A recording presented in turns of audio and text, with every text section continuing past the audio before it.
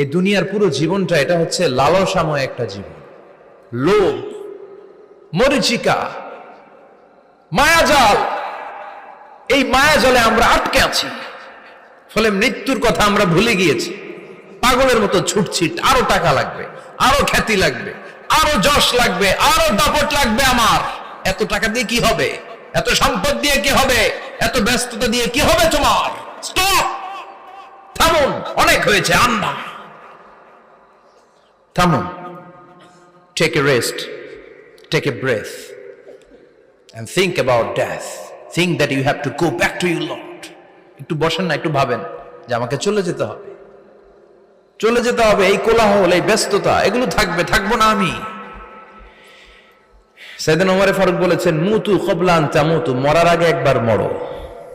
হাসিবু ক্বাবলা আন তুহাসাবু আলাইকুম, তোমার হিসাব নেওয়ার আগে তুমি একবার নিজের হিসাবটা করো।